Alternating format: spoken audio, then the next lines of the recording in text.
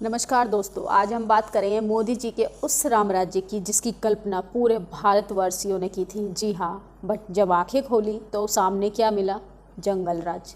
एक ऐसा जंगल राज जिसमें ना बच्चियां सुरक्षित हैं, ना ही महिलाएं सुरक्षित हैं, ना ही किसान सुरक्षित है और ना ही पत्रकारों की तो बात ही नहीं की जा सकती कि उनकी सुरक्षा को लेके इस देश में कोई सरकार इनिशिएटिव ले रही है, कोई काम कर रही है। केरला से आ रहे हाथरस गैंगरेप घटना पे काम करने के लिए एक पत्रकार को आतंकी घोषित कर योगी की पुलिस ने उसको गिरफ्तार कर लिया। एक ऐसी है हमारी प्रशासन व्यवस्था। आप सोचिए, एक ऐसी प्रशासन व्यवस्था जिसको हमने सत्ता में बिठाया है और उस सत्ता से हम उम्मीद करेंगे कि हमें न्याय मिलेगा, उस सत्ता से हम उम्मीद करेंगे कि हमें हमारे अधिकार मिलेंगे। अब सोचिए कि किस तरीके से पुलिस प्रशासन व्यवस्था किसानों पे, हरियाणा की सिरसा जगह पे कितनी बेरहमी से उन पे लाठीचार्ज करती है और हम उम्मीद करें, हम हाथ पे हाथ रखे बैठे रहें कि पुलिस हमें सुरक्षा देगी। सोचिए, किसान, युवा, महिलाएं अपनी सुरक्षा पे बात ना करें इस देश में, इस सरकार से सवाल ना करें। सरकार से सवाल करना जैसे गुनाह हो गया हो, जैसे सरकार को हमने उनकी मनमानी करने के लिए सत्ता में बिठाया है। वोट के टाइम हम सब हिंदू हैं, लेकिन जब बात अधिकारों की आती है तो बात अधिकारों के समय हम दलित हो जाते हैं। यहाँ पे गाय को न्याय मिल सकता है, लेकिन एक महिला, एक बच्ची को नहीं इंसाफ मिल सकता। उसकी डिग्निटी, उसके आत्मसम्मान से सरकार को कोई लेना देना नहीं है। जो सो कॉल्ड फेमिनिस्ट महिलाएं बनती थी वो कहाँ चली गई? वो क्यों इस बच्ची के लिए सड़कों पे नहीं आ रही हैं? क्योंकि ये बच्ची सिर्फ दलित है, ये बच्ची वाल्मीकि समाज की है। इसको क्यों राजनीति मुद्दा बनाया जा रहा है? मुद्दे पे कोई बात नहीं करना चाहता। श्वेता सिंह एक ऐसी ही आज तक की सीनियर पत्रकार जो कल तक तो वहाँ पर बोल रही थी जाके कि हमें नहीं घुसने दिया जा रहा, और आज वो अपराधियों के सपोर्ट में उस जगह पे रिपोर्टिंग कर रही हैं कि हमारे भाइयों को जबरन इस केस में फंसाया जा रहा है। अब सोचिए किस तरीके की मानसिकता है यहाँ पे अपने ही लोग अपनों का साथ नहीं देने पे लगे पड़े, और वहाँ पे अपराधियों को जानते हुए कि वो लोग अपराधी हैं उनके सपोर्ट में पंचायतें बिठाई जा रही हैं। जो पीड़िता परिवार है उसके घर में सिर्फ 5 लोगों को जाने की अनुमति है। सोचिए आप कि किस तरीके से जाति व्यवस्था। आप लोग, सवर्ण समाज पूछता है ना कि हमें आरक्षण की क्या ज़रूरत है, तो आरक्षण की इसी जगह पे ज़रूरत है। आप लोगों का एक जो दिमागी स्तर है वो आज भी नहीं बदला, और आज से पिछले 50 साल पहले भी नहीं बदला था। आपने हमारे पूर्वजों के साथ भी ऐसा भेदभाव किया, हमारे साथ भी किया, और आने वाले समय में हमारी जनरेशन के साथ भी करोगे।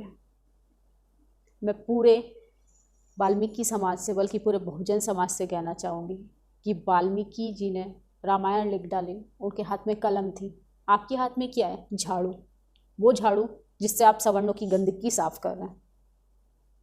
उस झाड़ू से आपको अपने दिमाग की गंदगी साफ करने की ज़रूरत है। धर्म बदल लेने से आपको इंसाफ नहीं मिलने वाला, धर्म बदलने से आपको अधिकार नहीं मिलने वाले।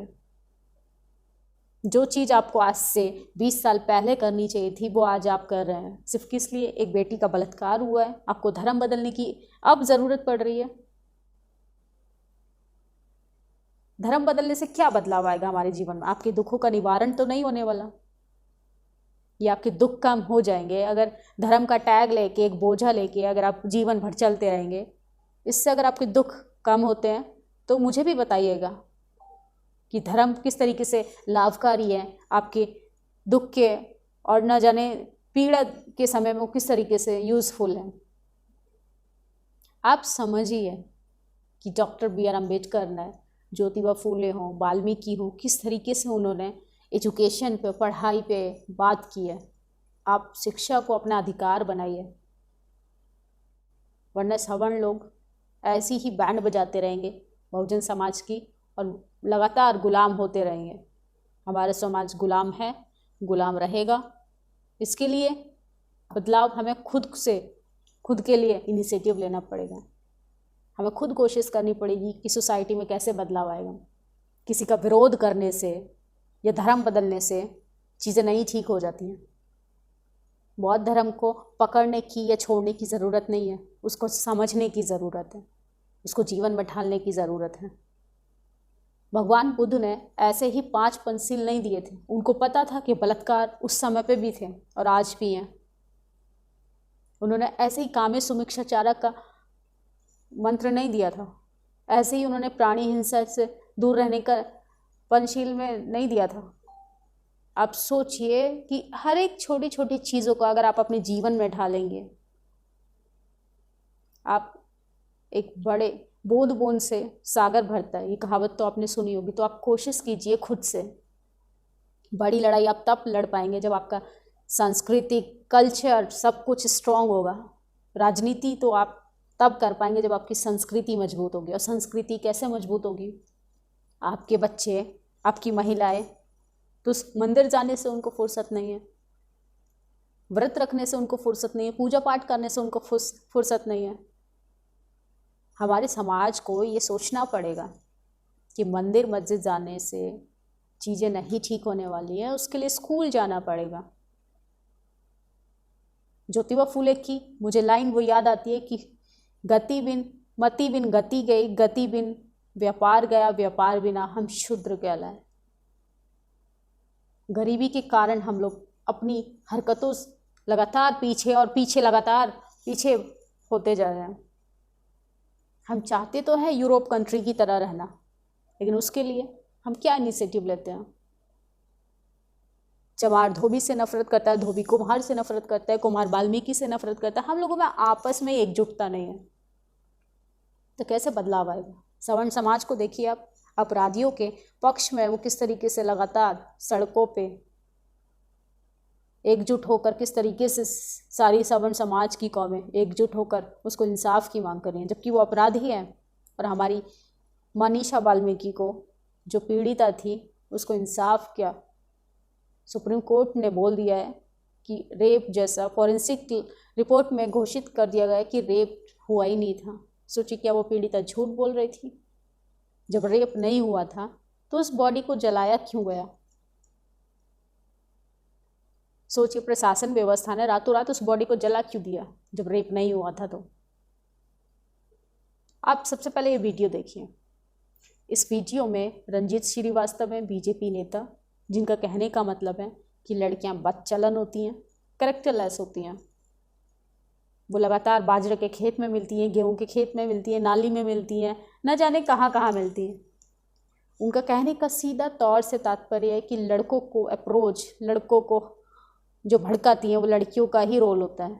तो मैं उस नेताजी से कहना चाहूँगी, एक छोटी बच्ची का बलात्कार हो जाता है। एक छोटी बच्ची 6 मीटर की साड़ी तो लपेट कर नहीं रह सकती ना।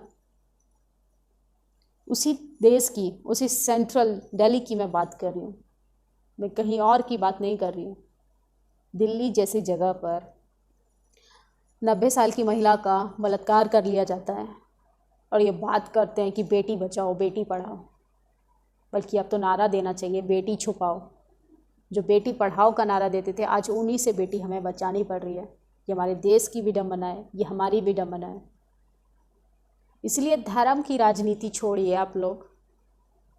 आप लोगों के क्या अधिकार हैं, जब तक आप वो नहीं जानेंगे तो हमारे सर पे जो बैठे हैं सवर्ण समाज के लोग सत्ता में, वो लगातार हमें दबाते रहेंगे, दबाते आए हैं।